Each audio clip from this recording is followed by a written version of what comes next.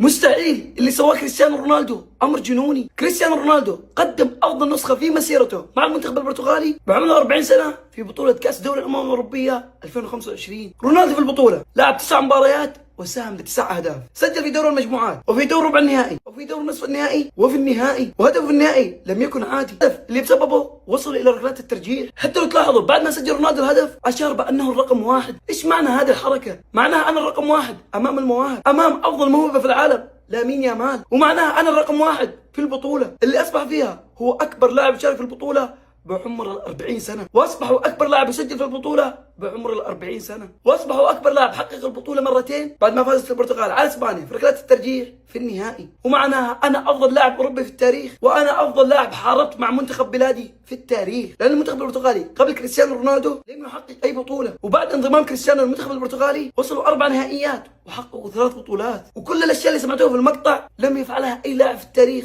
سوى كريستيانو رونالدو.